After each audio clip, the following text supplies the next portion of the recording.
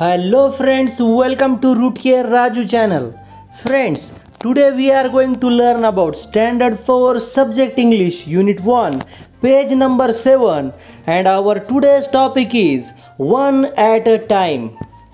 एका वेळी फक्त एक असा त्याचा अर्थ होईल. Friends, this is a short story and we have to read it. The first instruction is given here. Listen carefully and read with me. लक्ष देऊन ऐका आणि माझ्याबरोबर वाचा. आपल्याला ही स्टोरी पाहायची आहे आणि ऐकायची सुद्धा आहे. So let's start this story with animation. आपण ॲनिमेशन कार्टूनच्या रूपाने ही स्टोरी पाहूया. Let's start. Priya liked sweets. Her granny had a jar full of sweets. She gave Priya one sweet at a time. But Priya wanted more, many more. She quickly put her hand in the jar of sweets. She took 1, 2, 5, 10, many. But her hand was stuck in the jar. She could not take it out. She began to cry. Oh, what shall I do? Let go of the sweets, said her granny. Priya let go of some sweets. Still her hand would not come out. She let go of some more sweets. Now there was only one in her hand. Her hand came out of the jar easily. She began to smile and looked at her granny. Granny smiled too. Priya said, "Now I will take only one at a time." After watching and reading this story, ही कथा पाहिल्यानंतर आणि वाचल्यानंतर come to page number 8. Second instruction is given here. Listen and read aloud. ऐका आणि मोठ्याने वाचा.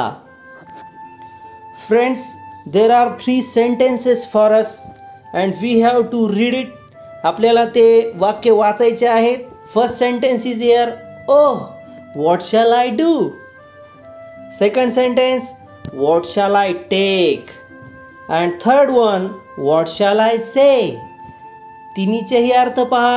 Oh, what shall I do? अरे मी आता काय करू. नंबर 2चं वाक्य पहा. What shall I take? मी आता काय घेणार. And third one, what shall I say? आता मी काय म्हणू. असे सिच्युएशनल हे वाक्य आहेत. हे आपल्याला सिच्युएशन जशी आहे तसे वाचावे लागतात.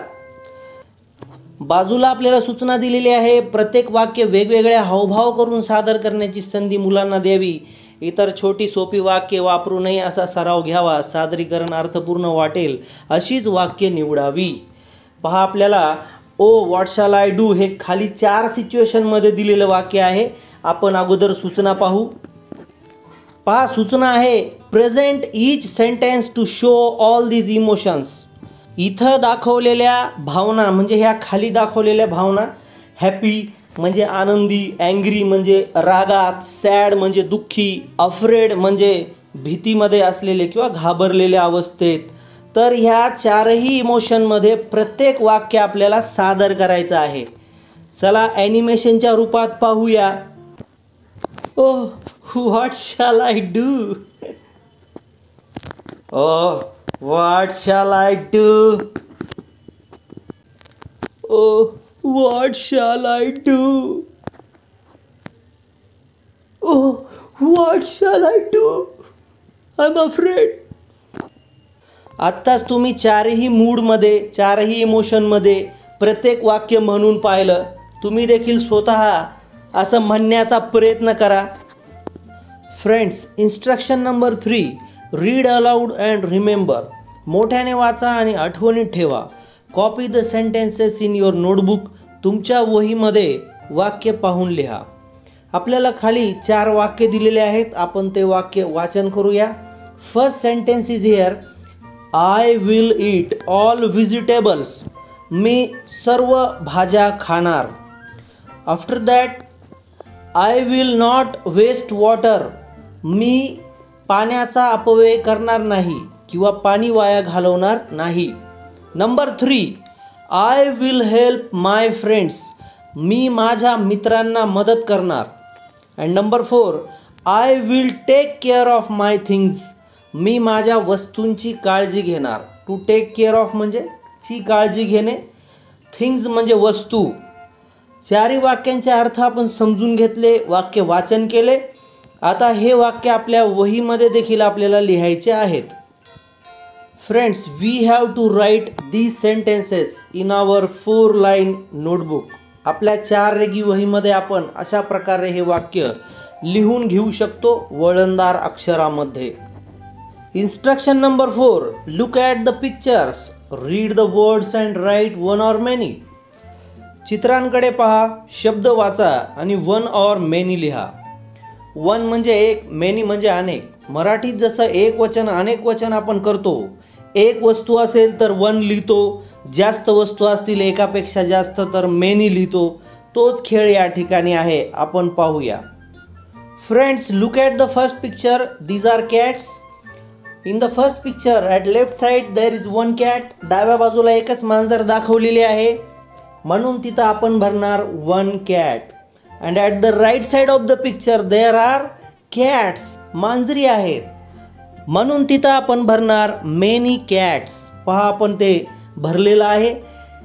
आपल्याला कॅट लिहिले डावीकडं, तिथं आपण समजायचं एक मांजर असल्यानंतर कॅट लिहिणार. इकडे बघा उजवीकडे कॅट्स लिहिले म्हणजे अनेक मांजरी असं लक्षात येईल. In second picture there are mice. उंदरांचं चित्र दिसतंय. Left side there is one mouse, म्हणून आपण तिथं भरलेलं आहे one mouse. And at the right side उजव्या बाजूला there are mice, many mice. Many म्हणजे भरपूर, एकापेक्षा जास्त. पहा, जास्त उंदीर दाखवलेले आहेत म्हणून आपण मेनी माईस. जसं कॅटचं पाहिलं तसं माऊसचं बघा. माऊस एक उंदीर, माईस अनेक उंदीर, म्हणजे माऊसचं अनेक वचन माईस आहे. In third picture there are flowers. आपल्याला फुलं दाखवलेली आहेत.